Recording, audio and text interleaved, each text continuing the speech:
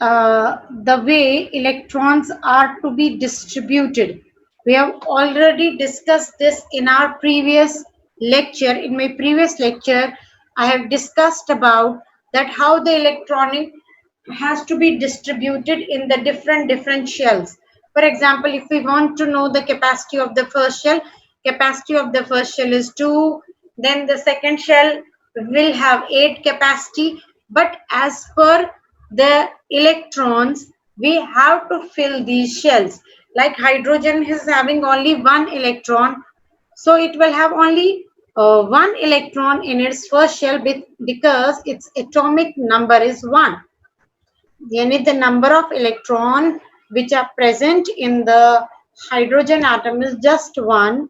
So its electronic distribution of electron will be 1.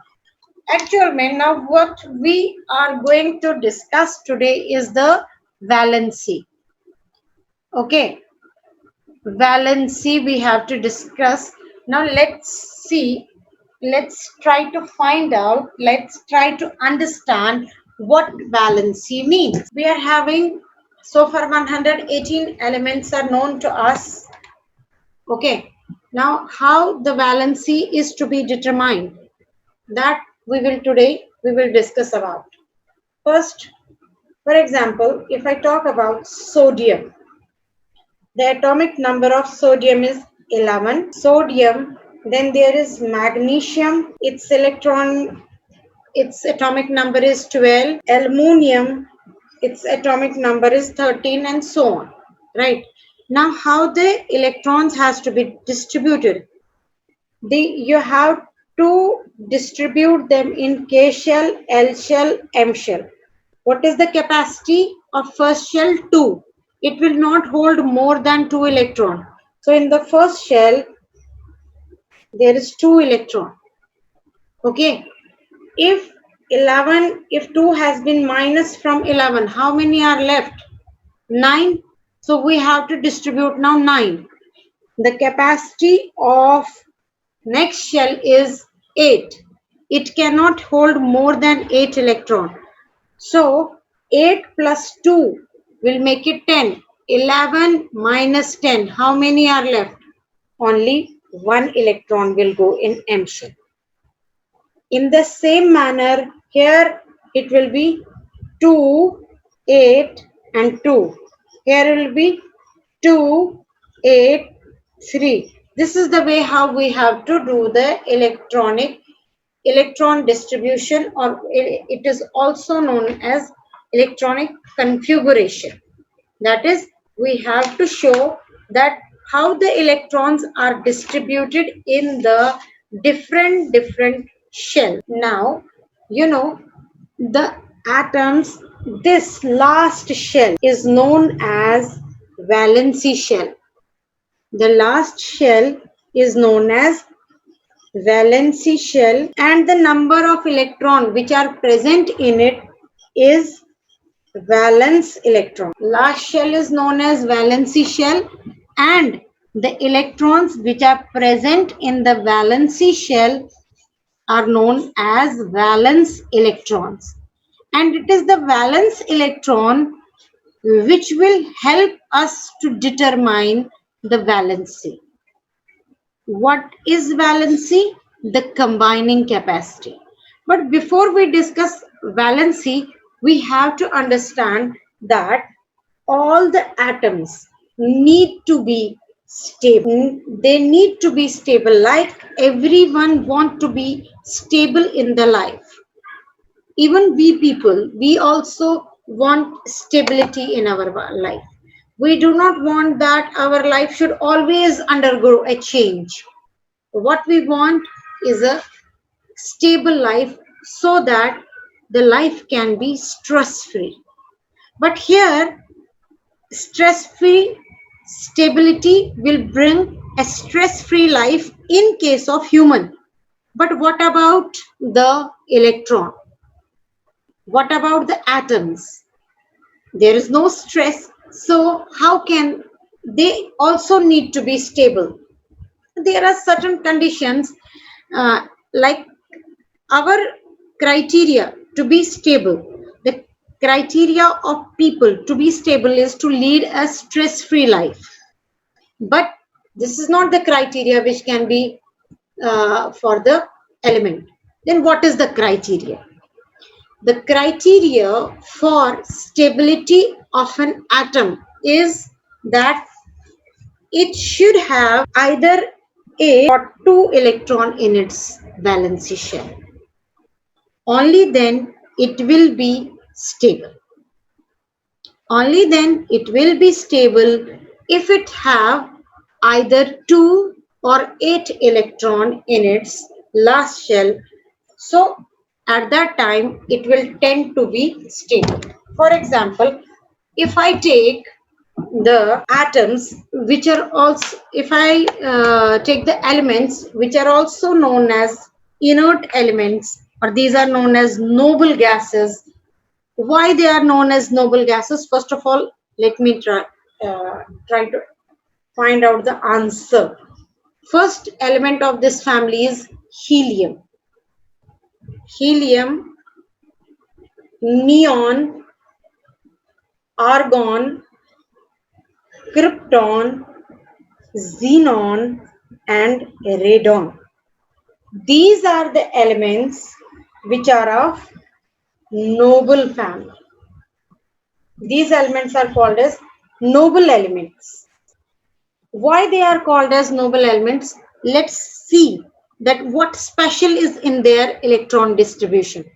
Distribute their electrons K shell, L shell, M shell. No, 18. It's 18. Distribute the electrons. In the first shell, there is the capacity is 2, so it's having 2 electrons. Then it has 2 and 8, right? Then 2, 8 and 8, right? So you can see that what is present in their last shell. They don't react at all. They don't. They are stable. Why they are stable? Because they are having either 2 or 8 electrons in their last shell. So the condition for an element to be stable is to have either 2 or 8 electrons in its last shell. Now every element does not have that. Like even on your screen, if we talk about hydrogen, it has 1 electron in its last shell. Then if we talk about lithium, it has also 1 electron in its last shell. In beryllium, there are 2, right? So to be stable, an atom has to have either 2 or 8 electron in its last shell. 2 is for those whose first shell will become the last. 2 to be stable is 2 is for those who are quite whose size is quite small. That is, their first shell should become the last. But rest of the element need 8 electron in their last shell to be stable. So now how they will be stable? They can be stable either by donating the electron or by accepting the electron. For example, if I talk about sodium, magnesium, aluminum, there is presence of 1, 2, 3 in their last shell. If they get rid of these, then what will be present in their last shell? 8, and because of that, they will become stable. There is presence of 1, 2 or 3 electron in its last shell. If they get rid of it, they will become stable. So what they will tend to do? They will tend to lose their electron. They will tend to lose their electron. So one condition has to be remembered, that those elements whose last shell or valency shell is having 1, 2 or 3 electron, they will donate the electron. They will donate. then जिसके last shell में 4 होगा, it will neither donate nor it will accept, it will share. And those who contain 5, 6 or 7, instead of donating, it will accept the electrons to be stable, right? Like if I talk about chlorine here, the atomic number of chlorine is 17. It will be 287. It is just one short of octet. So what it will tend to do? It will not tend to donate 7 electron. Rather, it will tend to accept 1 electron so that it will become stable. Now, what is valency? Valency is this tendency of an element, the combining capacity of an element, right? Okay. So I hope that now from the told you an element want to be stable, and in order to be stable, either it should have duplet structure, it should gain duplet structure, or it should have octet structure. For that, to achieve that, either to duplet or octet, but duplet is for only those whose atomic structure is small. To achieve the octet configuration, they will either donate the electron or gain the electron.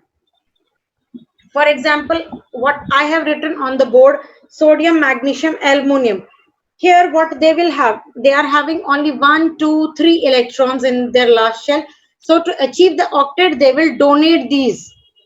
But 7 cannot donate the electron. If the 7 electrons are donated, then the atom will become destable. So those who are having 4 electrons, they will tend to share. But those who are having 5, 6 or 7, they will tend to achieve the octet structure by gaining the electron, by accepting the electron. And you know, once the atom donate or gain the electron, at that time they will become the charged body, and these charged bodies will be known as ions. The charged body will be known as ions. Now, if you look at my hand, those who donate, for example, if I am donating the pen, this, so you can see a plus type structure. A plus type structure is formed. So let me tell you, once the electron, once an element donate the electron, what will happen? They will tend to be positively charged ion, and their valency will be +1, +2, +3. The valency will be +1, +2, +3. If all those who tend to donate, they will have the valency plus. But those who will tend to accept the electron, the charge developed by them will be negative. And their valency will be -3, -2, -1. Let me show it to you. Here on the board, you can see sodium, magnesium, aluminum. What is present in their last shell? 1, 2, 3. So they will try to achieve the octet by donating. Therefore, they will develop the positive charge, and their valency will be +1, +2, +3. Now, if I talk about nitrogen, oxygen, fluorine. Nitrogen, oxygen, fluorine, or what's their atomic number? 2, 7, 8, 9. 7, 8 and 9. Electron distribution will be 2 and 5, 2 and 6, 2 and 7. So what is present in their last shell? What is present in their valency shell? How many electrons? 5 electrons, 6 electrons, 7 electrons. For them, it will be very difficult to donate 5, 6 or 7 electron. Because if they will donate the 5, 6, 7 electron, they will become very, very unstable. So what they will, how they will try to achieve the octet? They will try to achieve the octet by accepting. How many electrons are required by 5? 3 electrons. So its valency will be -3.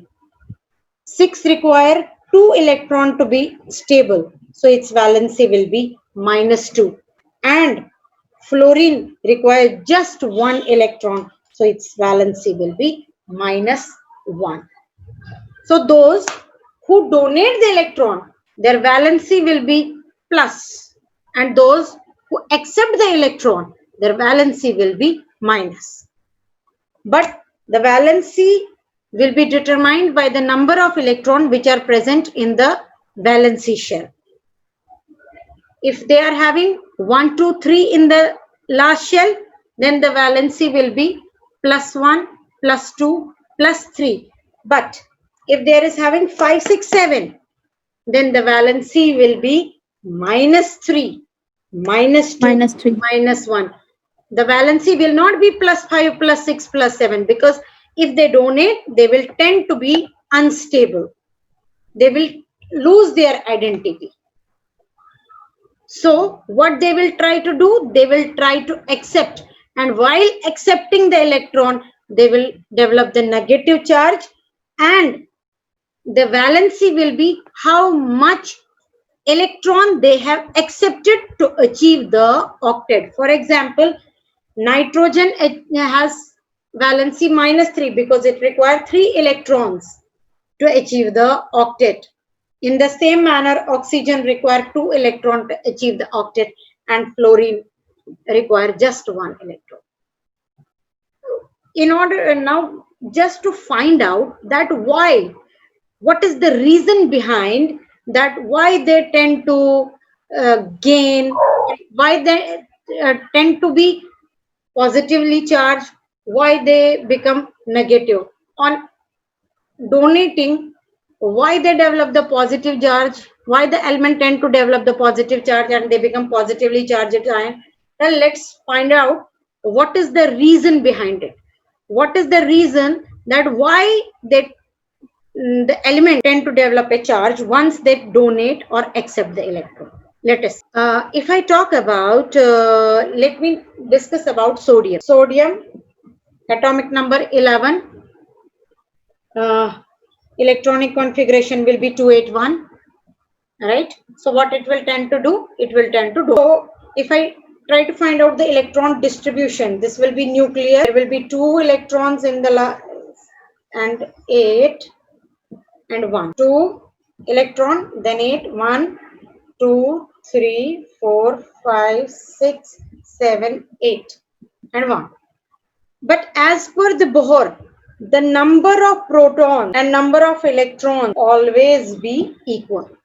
That means if the number of electron is 11, then the number of protons should also be 11. But in order to be stable, this has donated the 1 electron. So what is the number of proton? Still it is number of proton is 11.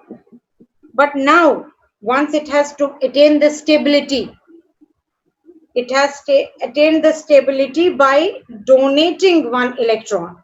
So how many electrons are there? So 10 electrons will get neutralized by 10 protons. 10 electrons will be neutralized by 10 proton, but still 1 proton is there, and you know what will be the charge? It will be plus. So this is why they tend to be the positively charged. And now if I speak about the chlorine, why it will tend to be the negative? Because here in chlorine, number of electrons and number of protons were 17. But once it has achieved, once it has gained the electron, then the number of proton will be 17, but the number of electron will be 18. 17 proton will balance the 17, will nullify the effect of 17 electrons. what will be left is one electron extra. So that's why it developed the positive and negative charges.